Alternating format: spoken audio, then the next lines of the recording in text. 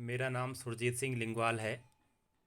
मेरी शैक्षिक योग्यता BEd, special DElEd, TET, MSc है।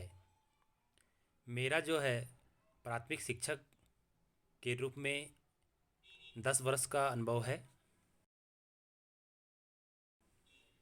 मेरा ज़िला टिहरी गढ़वाल और मेरे ज़िले की जो विशेषता है वो यह है कि यह विभिन्नताओं का ज़िला है। यहाँ पे जो है भौगोलिक विभिन्नता है और यहाँ पे बहुत सारे क्षेत्र रमणीक हैं। हमारे ज़िले में जो है एक बहुत बड़ा डैम है जो कि बहुउद्देशीय परियोजना के तहत बना हुआ है।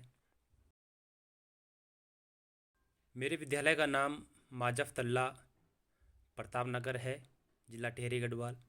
विद्यालय में कुल 26 बच्चे हैं। मेरी समस्या यह है कि विद्यालय में कक्षाएं तो 5 हैं लेकिन अध्यापक सिर्फ 2 हैं। एक मैं स्वयं प्रभारी प्रधानाध्यापक के रूप में कार्यरत हूँ और एक अध्यापिका मेरे साथ में है। कक्षाएं तो 5 हैं लेकिन जो स्टाफ है वो सिर्फ 2 का है। तो 5 कक्षाओं को संचालित करने के लिए कम से कम 5 शिक्षक होने अनिवार्य हैं। ये थोड़ा जटिल समस्या है। हम जैसे तैसे करके 5 कक्षाओं को संचालित करते हैं। शिक्षण कार्य के अलावा हमारे पास कई अन्य गतिविधियां भी होती हैं। मैनेजमेंट का अतिरिक्त काम होता है जो कि हमें देखना पड़ता है। थोड़ा इस वजह से हमारे शिक्षण कार्य में बाधा आती है। शून्य निवेश नवाचार प्रशिक्षण है।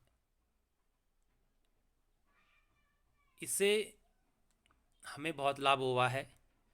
जब से ये शून्य निवेश नवाचार प्रशिक्षण हमने लिया है, इससे हमें बहुत ही ज़्यादा लाभ हुआ है। इससे हमें नए नए आइडियाज़ आए हैं कि हमें शून्य निवेश में किस तरह से शिक्षण गतिविधियों को और इंटरेस्टिंग बनाने के लिए कार्य करना है।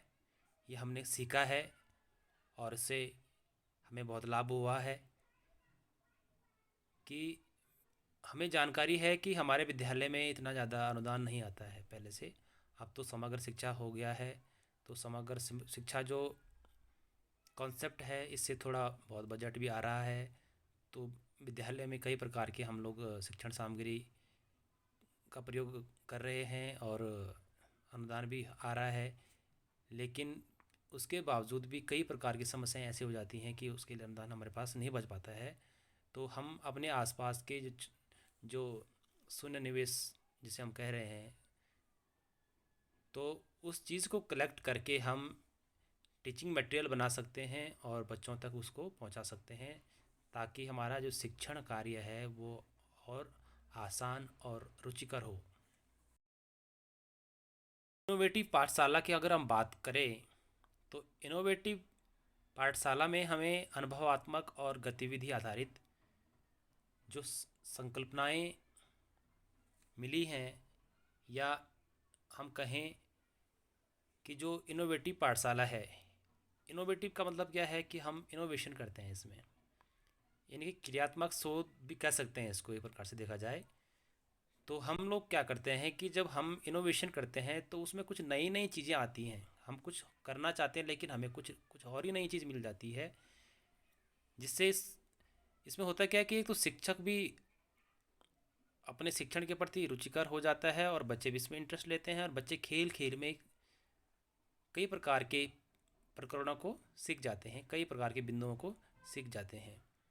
इसमें हम गतिविधि करते हैं तो बच्चे को पता नहीं चलता है कि हम लोग कुछ पढ़ रहे हैं, हम पे कोई बोझ है। बच्चे खेल खेल में कई प्रकार की गतिविधियाँ करते हैं और उन गतिविधियों के द्वारा कई प्रकार की संकल्पनाएं, चाहे वो गणित की हों, चाहे अंग्रेजी की हों, चाहे हिंदी की हो, चाहे संस्कृत की हो, चाहे वो ईवीएस की हो, कई प्रकार के प्रकरणों को वो सीख जाते हैं और उन्हें बोझ भी नहीं लगता है।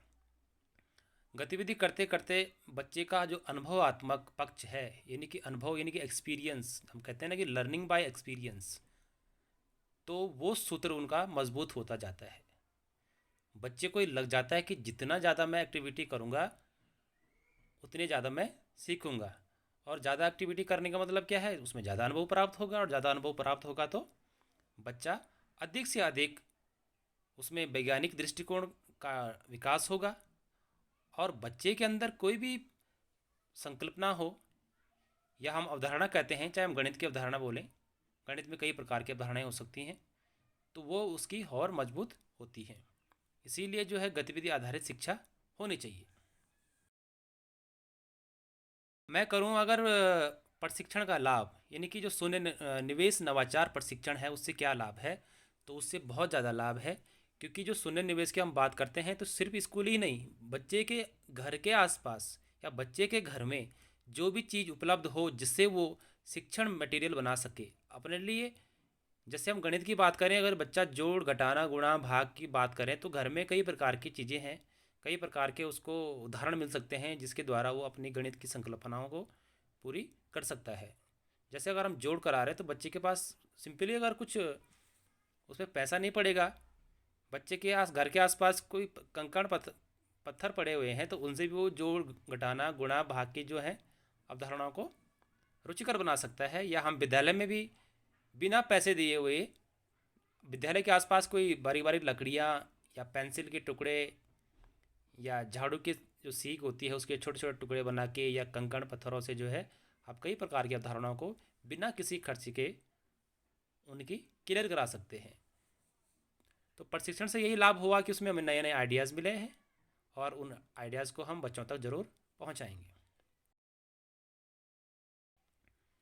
मेरा समाधान मेरा समाधान ये है कि अगर शिक्षण गतिविधियों से लेकर जो समस्या थी, कुछ हद तक तो जो है इस शून्य शून्य निवेश नवाचार प्रशिक्षण से सफल हुई हैं। लेकिन कुछ समस्याएं जो है शासन स्तर की होती हैं, उनको हम पूरा नहीं कर सकते हैं, लेकिन कुछ हल्का तो हो सकता है। मेरा विद्यालय जो है जिले का रोल मॉडल विद्यालय क्यों चुना जाना चाहिए, इस पर अगर मैं बात करूं, मेरे विद्यालय जो है प्रकृति की एक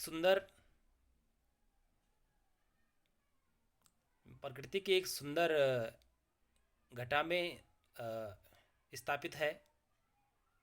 वहाँ पे बहुत रमणीक है। अगर वहाँ पे देखा जाए तो भौगोलिक दृष्टिकोण से बहुत अच्छा है।